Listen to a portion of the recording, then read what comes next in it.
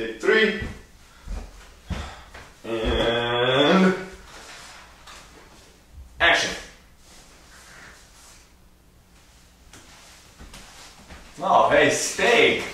I was feeling a good steak today. Let me take a quick. No, don't worry about it, man. It's Bro, is that Kobe beef? Dude, I thought we were over this. It's just this once. Bro, I thought we had decided no more over-marketed foreign beef with its fucking oil-rich owners. Yeah, you know what? I got the idea. No, I don't think you got the idea, bro, because every time you eat this foreign beef, you're hurting the local American beef industry. My God, enough! You know what? American beef just isn't this good. The skill that the European beef makers have right now just blows away American beef. Well, maybe then you should be investing in local beef so that local farmers can have better academies that keep young farmers here instead of sending them off to fucking Japan. But no, instead here you are eating this, cheap fucking foreign beef. I prefer lower quality American beef, by the way. I just want you to know, but here you are you're plastic. That's what you are. Fucking plastic. I'm plastic? I've been eating foreign beef for 25 years now. Before American beef could even get on TV. You know what, even if someday American farmers make a great cut of beef, it's not going to have the culture, the history that this beef has. Culture and history? Mm-hmm. You know what? Take your fucking culture and history and you show up to the local American farms where we go there. We cheer on our favorite local farmers. We sing local beef songs and we eat local beef. The atmosphere in the farms over here, I'll take it any day over your history and culture sitting here quietly eating foreign beef from thousands of miles away. Oh my God. You know what? The best part of this whole thing is, even if your local farmers someday do make a great cut of beef, they're stuck. Until promotion and relegation are implemented, the local American farmers can never make it up to the major farming leagues. Promotion and relegation? Really? We're gonna go with that old tired chestnut? Soon you're gonna be talking about the winter farming season. Get rid of the salary food caps. You know what? If you're gonna keep on being an arrogant ass telling me how to eat my beef, right now, I don't even want American beef. Actually, I hate American beef. You fucking take that. I'm not gonna. I'm gonna eat my beef. Oh, fuck. Let me talk to you right now. Whoa. Relax. You've been over this with the therapist. Every time. Okay, bro. I'm sorry. I'm just passionate about this stuff. I used to eat foreign beef just like you, but I know. I'm sorry to tempt you. Look, it's time for the United game, man. Let's go to the Nomad, okay? Let's do it. Welcome to Two United Fans with your host, Notch and Kyle. Hey everybody, welcome back to Two United Fans. We're going to give you a very brief history now about Minnesota soccer. We're also going to give you a slightly less brief, but still very brief, history of Minnesota United FC, a little bit more about the team. So, why don't we start with Minnesota Kicks? Kicks, the original Minnesota soccer team. The amazing fact, at least to myself coming into the state, was that soccer's been around in Minnesota since 1976. That's when the Kicks were formed. They were back in the original NASL league. And that was when the NASL used to be the big dogs. They used to be what the MLS is today. Unfortunately, some financial trouble led the league to collapse and close. The Kicks lasted until 1981. But during that time, they were drawing about 23,000 fans here in Minnesota. It was a big soccer environment here. There were several iterations that followed the Kicks. There were the Strikers that lasted from 84 to 88. And then after that, it was the Thunder, which is a little more well-known to the people today. And they lasted from 1990 to 2009. Yeah. And that leads up to the next team, the team that was preceding United, what they are today. And that was the Stars. This was kind of a complex team. And you want to take a little jump at this? Yeah. So first let's just go back to 2009 when the Thunder folded. The second division wanted to add another team, and the National Sports Center up in Blaine chose to own that team. It was called the NSC Minnesota Stars. They started playing in 2010. In 2012, actually, though, the United Soccer, the USSF. I think you got it. United States Soccer Federation, the NSC wasn't meeting their ownership standards for, I think it was assets available. So the league, the NASL, chose to buy out the team and they just became the Minnesota Stars FC instead of NSC Minnesota Stars. What had happened during those 3 years, 2010 to 2012, that the team played was that they actually won the 2011 NASL championship. They went to the finals in 2012 too, so they were a really successful squad, kind of a fairy tale Lost on team. PKs too. Really? It was brutal. That's horrendous. I mean, that was there's a lot of emotion in that loss. Maybe one day we should do an episode on that game and bring some folks who were there, because a lot of Clouds, we weren't fans back then, but there were some folks who are at our games today who really, there's a lot of emotion. Let me just put it that way. But going back to the Stars, in 2012, what had happened was that the New York Cosmos were announced as a new expansion squad for the NASL, which meant that the league now had enough teams to continue playing without owning the Minnesota Stars. They didn't have to keep propping up the Stars. Through that season, the fans of the Stars tried to do this grassroots campaign to encourage the Minnesota Vikings, encourage other wealthy backers, encourage politicians to keep supporting professional soccer here in the state and keep the Stars going. It looked like nothing was going to happen with that though. Right through the championship games, you know, you're taking your team to the finals and it looks like it's going to fold that year. It was a really, again, very emotional time from what I understand. Yeah. And even after they lost that championship game, the fans, the coach, the players, they had no idea what was going to happen. If they were all going to have jobs next year, if they were going to have a team to watch next year, nobody knew. But unbeknownst to them, Bill McGuire had chosen to attend a few games. He had liked what he saw, appreciated the fans, appreciated the opportunity to become a team owner, and he ended up either at that game or shortly after the championship game purchasing the team. Installed his son-in-law Nick Rogers as the general manager of the team. They rebranded to Minnesota United FC, and it was announced, I believe, November of 2012. I think you're right on that. I'll take your word for it. Yeah, Let's have to look it up. November of 2012. It's true. Put it on Wikipedia if it's not. Yeah, but I think we need to talk a little bit about the rebranding itself. It's been a piece of brilliant work. It really has.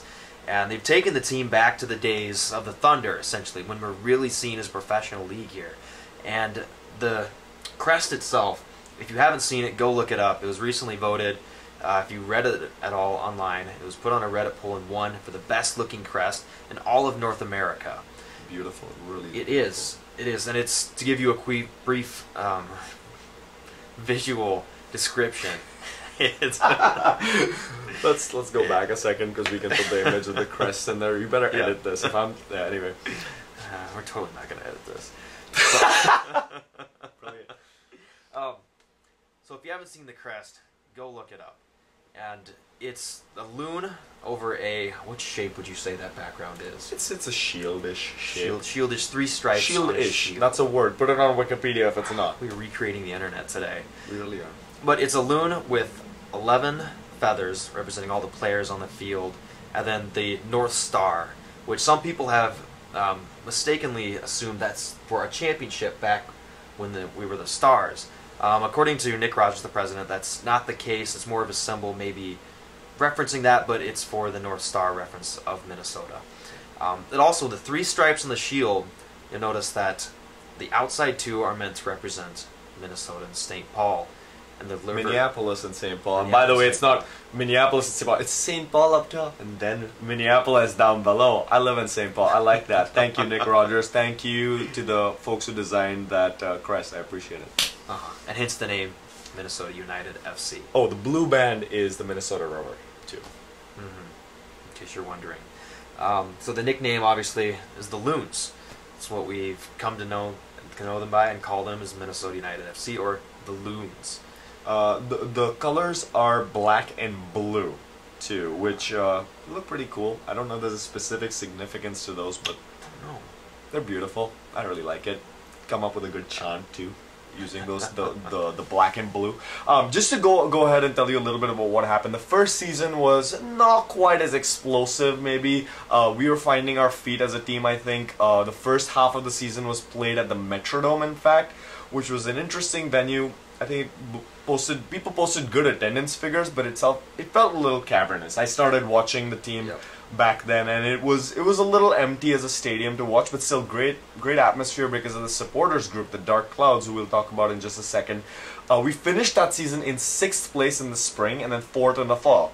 If you're asking yourself, why did you finish in different places in the spring and the fall? We're going to cover that next episode when we talk about the North American Soccer League, the new NASL, and talk about how it's organized. We started this season, the 2014 season, in pretty grand style. I think initially the fans were like, "Oh my God, #panic! We don't know what's going on. Are we gonna have new players?" And I think the team surprised us. They went on a preseason trip to England where they trained at the home of the English national team. St. George's Park. It was beautiful. They played exhibition games against Matlockdown FC, against Derby County, who are a championship, a 2nd division side in England. Pretty high profile stuff. Got a lot of great press. Also signed some really great players in the off season as well. We've got Christian Ramirez, who's the top scorer in the league. Daniel Mendez is here now on loan from, I believe, one of the Scandinavian leagues. I think you're right on that. Yeah, one of the Scandinavian leagues, and he's now the 3rd top scorer. While at recording time, he's the 3rd top scorer in our league at the moment. So a few other great players too. If you're gonna talk about other prominent players, who should we mention? Miguel Ibarra. Superman and Batman. Miguel Ibarra and Christian Ramirez, for quick team history. They're actually roommates, and they have just been tearing it up this season. Have been brilliant, a blast to watch. One big name that we'll have to mention, but if you're new to the team, you probably haven't heard. Pablo Campos. He is the big star, essentially, of the NASL. And our first season as United, we went out and we bought him. We spent big money to get him.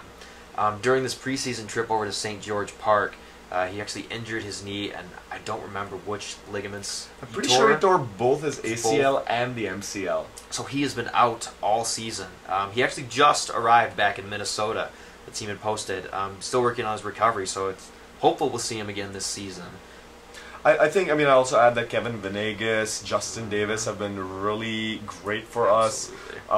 Recent red card notwithstanding, Mitch Hildebrand has been fantastic too. I have really good things to say this season about Matt Van Oekel too. So those Hildebrand and Van Oekel are 2 goalies. So some pretty great folks to look out for when you go to the National Sports Center, which is, by the way, where we play at Ardent Blaine. Good time, I think, to talk also about the Dark Clouds, who were founded in the early 2000s. Basically, the name comes from wherever the Minnesota Thunder is. The Dark Clouds follow, and they're there. You can't have thunder without dark clouds, right? Pretty clever. Yeah, very clever, very clever. We stuck with it. It was still pretty relevant when the team name was Stars, although Dark Clouds blot out the stars.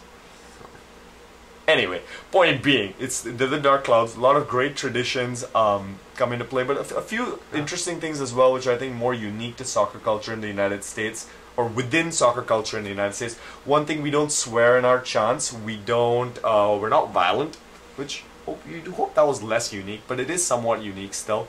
We're also very cordial with other supporters groups. We don't feel like outside the stadium we need to be very antagonistic to other supporters groups. They're soccer fans just like us. We can share the love of the sport with them. Inside the stadium, we'll share maybe antagonistic chants sometimes, but again, there's no violence there either. But outside the stadium, we'll tailgate together, we'll do other things. The Clouds are they're very inclusive as a group as well. So I've had a really great experience these last couple of years joining the Clouds, being a part of the group. Absolutely. It really is terrific. It is a strange, eclectic collection of individuals from all walks of life. Yep. But I think maybe a later episode, we're planning on doing maybe a little more follow-up on the Clouds and following them around, kind of on what they do during a match. But for now, I hope that gave you a really good look at the history of Minnesota United and some of the soccer that has been taking place in Minnesota over the years. There's a ton more out there that we didn't cover that we'll get into later down the road, or you can look up yourself if you're interested. But we're going to take a quick break and come back with our super secret controversial topic of the day. Controversial topic. Hey everybody, welcome back to Two United Fans. It's time for our super controversial topic, which is probably not as controversial as we hyped it up to be. But still, what we're going to talk about is supporting your local team versus supporting larger teams around the world. A lot of questions about that after the World Cup that have come up about which team should I support. So let's see what happens with the cases for both of those. Just to start off, let's give a very brief history of where we're coming from, Kyle, and basically how we found Minnesota United. Just to start off with my story really quickly, I grew up playing soccer. You know, I'm from India. In Asia, it's the world sport. Really, you know, it really embodies that. We don't have a lot of local soccer, so I grew up watching a lot of the national teams. I remember being a little kid being dragged out by my dad to watch the 1990 World Cup, the 1994 World Cup. I remember watching Roberto Baggio's penalties in both of those tournaments live. Gave up watching soccer for a long time when I was in college. Picked it up again with the 2006 World Cup. And kept kind of bouncing around different, you know, teams in the EPL afterwards. I could never really find a team to really identify with, but that's what I was doing, was watching the EPL and watching the World Cups. When I got to Minnesota, I watched one, or I should say like a quarter of a Minnesota Stars game in 2012. I got to the stadium late. So I did that and then never really went back until the 2013 season, where one of my friends said, hey, if it's your first Minnesota United game, you get a free ticket and a free beer. Let's go in and check it out. Works. Yeah, it really did. And I haven't missed a single game that I was in town for since then. So that's how I found United. Yeah, and I'm almost a very contrasting experience from that, where I didn't grow up my whole life playing soccer. There was always a soccer ball in the yard, but it was thought of as more just an exercise, something to send the kids out to do. It was always something that I enjoyed, but it never really grabbed me. It was really until college that I started realizing that you could actually watch this sport on TV. I had no exposure to that before. I had a roommate who, you know, watched it and he started showing it to me. Then when I moved up here to Minnesota for work after graduating, that's really where it started to grab hold of me. And I realized there's a professional team up here. It was the Minnesota Stars back then. I think I went to one game in their 2011 season and intermittently followed them up to the championship, saw them win the championship. Very next season, I went back and went to 4 or 5 games. And I remember that during their championship game, I was at a Halloween party and got yelled at by my girlfriend for trying to hide in the garage and watch the updates on the game. She stuck with me, didn't leave me for that, luckily. Congratulations on your recent marriage.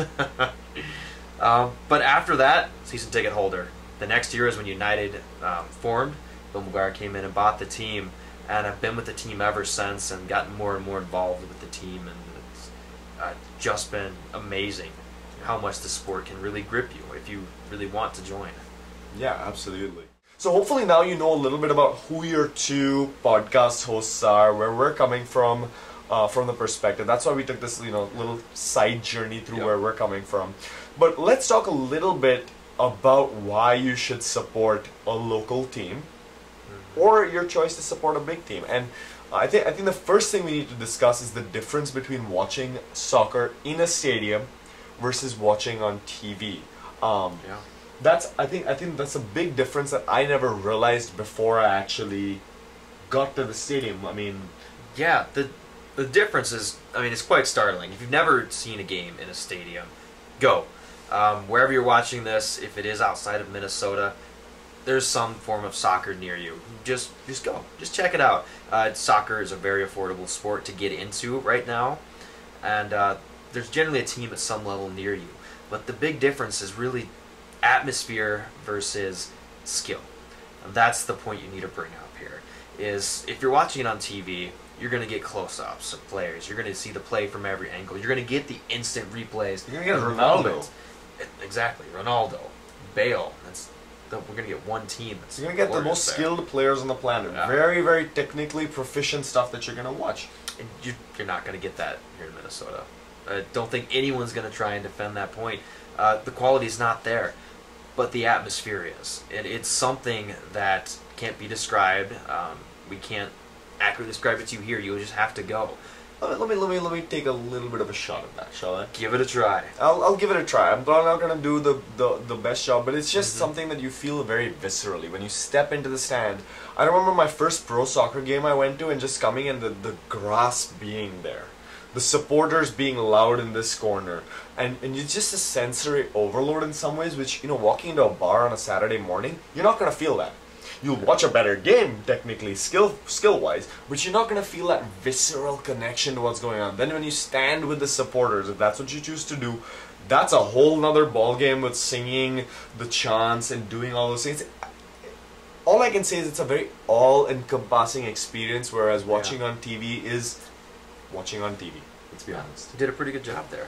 Yeah, that's a big point. You're gonna see a better, clear picture on TV, better skill, but it doesn't have the atmosphere. Even in a bar on Saturday morning with a few fans doing some chants, it can be a blast. But once you've been to a stadium, you'll know the difference. And kind of the second point that stems off of that is that argument between atmosphere and skill, and the tension that can come up between people who have been following Europe all their lives and people who have been following local all their lives or recently come over to it.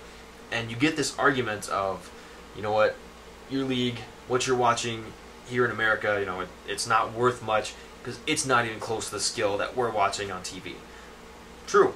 Then the other party will come back and say, well, you know what, you're watching it on TV. Have you ever been there? What's your history with the club? Did you just get a jersey at some point when someone flew back and gave it to you? Which is a really cheap shot, because there are people who have been following, you know, European soccer for way longer than, you know, their local teams. There are people living in Montana who never have had a really local team. So it's, at that point, it's like, should I watch MLS on TV or should I watch EPL on TV or La Liga? And that's not a point that I don't think at that point I can step in and be like, you really should watch the MLS on TV. It's like, I think on both sides you have these people arguing those different points, you know? Exactly. One group saying, watch it because of the skill. The other group saying, it feels different in the stadium. And neither side, I think, really realizes that they're arguing very different points at each other. And I'll be honest, an American local soccer fan who says that the skill they're watching in a stadium is better than, say, the big leagues abroad,